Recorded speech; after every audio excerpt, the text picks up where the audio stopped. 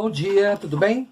Nós vamos estar falando então agora sobre os indicadores de saúde, né? E sobre a agenda de 2030, né? O que nos aguarda, o que nos espera, né? Então a gente vai pensar o que agora, né? Todo mundo, em algum momento da vida, já deve ter ouvido falar, né, sobre verminoses, né? Já deve ter ouvido falar sobre as doenças que são causadas por vermes, né? Ou seja, que parasitam as pessoas. Nós temos dois casos, nós temos a ascaridíase e nós temos a tênia, né? Que são dois exemplos clássicos de verminoses em questão. Então nós estávamos falando sobre sobre dois tipos aí de doenças, né? Duas patologias, né? Que são causadas por verminoses. Então nós temos a ascaridíase, né? E nós temos a ateníase, né? São dois tipos, dois exemplos de verminoses em questão. A primeira, que é a ascaridíase, né? Ela é causada pelo verme que é conhecido como a lombriga, né? A tênia, né? A teníase, né? Na verdade, ela é causada, né? É mais conhecida, né? Pelo verme que é conhecido como solitária ou tênia. Tanto na ascaridíase como na ateníase, né, são vermes adultos, né? O verme ele é adulto, né? Ele vive dentro do intestino dos seres humanos em questão, tá? Tudo bem? Outra coisa que é muito interessante que a gente pode falar é que a ascaridíase, o meio de contaminação dela, ele se dá, né, por meio dos ovos da lombriga. E, de uma forma geral, eles estão presentes nas fezes das pessoas que são infectadas, que estão infectadas. Ou seja, se a gente for parar para pensar, essa contaminação, ela ocorre em situações onde temos aí a falta do saneamento básico, né? Ou seja, uma água que não é tratada, né? Uma casa onde não tem condições de lavar as mãos, uma casa onde não tem aonde fazer as necessidades fisiológicas, né? Defecar, urinar, né? E, de uma forma geral, né? Esse indivíduo ele é contaminado, né? Porque ele defeca ao ar livre. E com isso acaba liberando os ovos no solo e na água. Ou seja, os hábitos, eles são inadequados, né, de higiene pessoal, né? E como não lavar as mãos, né, após ir ao banheiro, né, de uma forma geral.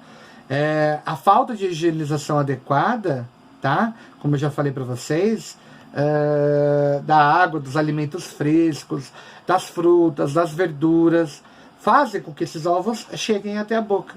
E daí eles se infiltram e vão até o intestino de uma forma geral. Como a ascaridíase, né, a teníase ela está associada à falta do saneamento básico também, né? Mas os hábitos de higiene pessoal, de uma forma geral, os hábitos da higiene da higiene pessoal, eles são inadequados, né? E a contaminação da água, dos alimentos, eles acabam sendo oferecidos aos porcos e aos bois, né? Essa água que é ofertada. Mas a doença ela é transmitida pelo porco e pelo boi, que acaba ingerindo, né? Eles ingerem, né, as fezes humanas, né, que contém, né, nos ovos, e conforme eles comem o capim ou outro tipo de alimento, né, contaminado. E no estômago desses animais, os ovos eles acabam se rompendo. E deles, de uma forma geral, saem as larvas. E quando elas saem, elas se alojam nos músculos. E as pessoas que comem a carne contaminada, crua ou ela mal cozida, ela acaba adquirindo a teníase de uma forma geral. Tá? Tudo bem, pessoal? Então isso é algo para nós refletirmos a respeito, tá? Tudo bem? Uma coisa que é super importante da gente falar é a relação da qualidade da água e da saúde, né? Se a gente for juntar esses dois, eles são um paralelo, né? É muito evidente, né? A maior parte das doenças, né, e das mortes, elas sempre vão estar relacionadas à água contaminada, né? Por isso a gente tem que pensar que os governos eles têm que exercer políticas públicas de forma, que eu posso dizer, organizada, de fiscalização, né? e eles têm que realizar a monitorização, né, da quantidade de pessoas que são atingidas por doenças ligadas à água, né? Como a localização onde essa pessoa mora, né? Como a infraestrutura da qual essa pessoa vive. São todas condições básicas que condicionam ao processo de restabelecimento ou não desse indivíduo, tá?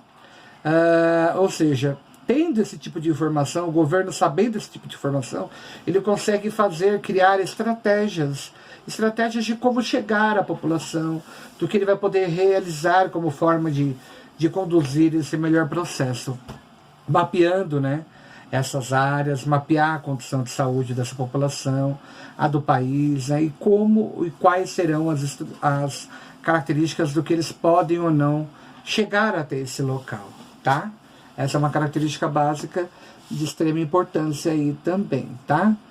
Aí nós vamos falar um pouquinho sobre a cólera. A cólera, ela é um exemplo básico de uma doença que é causada por uma bactéria, conhecida como Vibrio cholerae, né?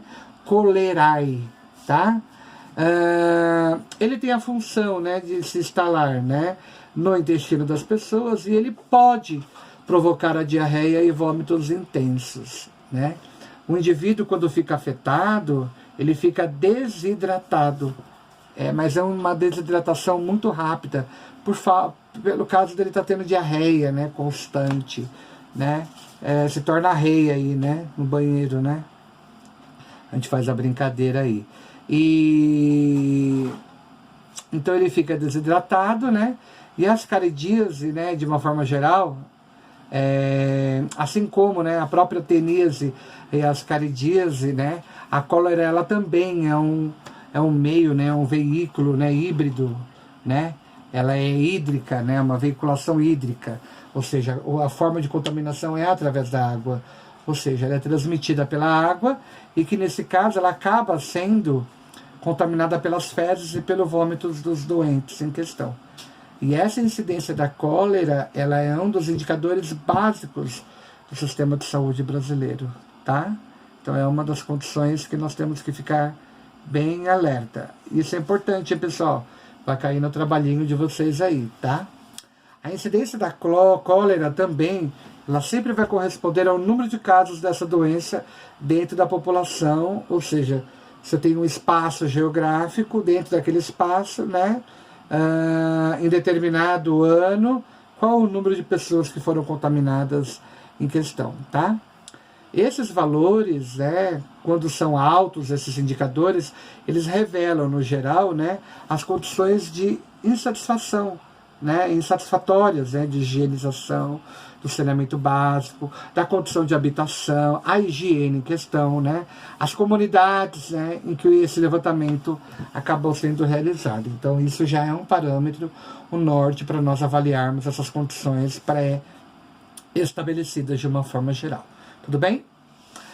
Dentro desses indicadores do sistema de saúde, nós temos que pensar nos parâmetros que nós consideramos sendo de extrema necessidade aí e que são utilizados para descrever, analisar a situação de saúde daquela região, como eu acabei de falar para vocês aí.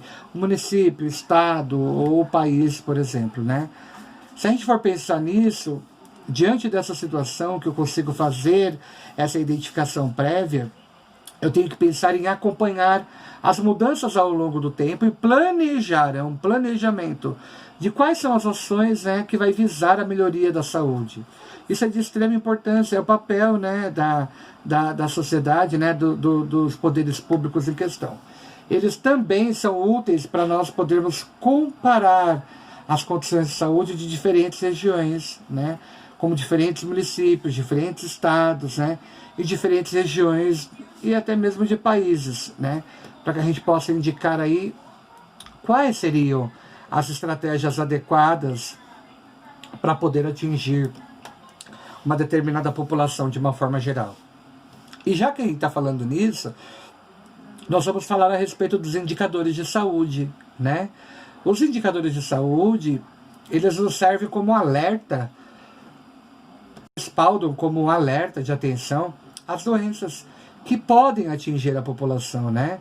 E ao realizar esse diagnóstico de saúde, não tão somente esses dados, né, se não são suficientes para mapear as condições de saúde da população, orientar, né, chegar até fazer com que os órgãos públicos tenham a informação, né, desse tipo de característica, desse tipo de informação, do que está realmente acontecendo dentro daquela população de uma forma geral. Aí tem que pensar que toda medida ela é preventiva. Toda ação ela tem que ter uma ação de prevenção, né? Uma ação profilática, né? É quando você tenta prevenir. São medidas eficazes para prevenir. São medidas paliativas, profiláticas, né? Então, as medidas de taxa de incidência de uma doença, elas são indicadores, né, com relação à saúde. A taxa de incidência, por exemplo, da dengue, né, ela é um indicador, né? Então a gente tem que pensar que todos os casos novos confirmados de dengue a cada 100 mil habitantes em uma população, né, que mora em uma determinada região e no ano que ele é considerado em questão. Então essa taxa ela permite nos conduzir e nos levar a estimar o risco da ocorrência do caso dessa patologia, dessa doença em questão aí, né? E com isso ela contribui, né, que sejam adotadas medidas, né, de controle com relação ao vetor, que é o mosquito, né, o mosquito transmissor Aedes aegypti, né? E aí a gente pode fazer um paralelo, né, o número de doentes que nós temos, o número de casos confirmados que nós temos dentro da nossa população brasileira, o número de confirmados, o número de óbitos, então tudo isso nos leva a remeter o grau de incidência da patologia do coronavírus em questão, né? Se a gente tivesse que fazer um paralelo aí, a gente faria esse paralelo aí, tá? Uma coisa importante também para falar é de que o indicador, ele nos ajuda, ele nos conduz como se fosse um norte, né?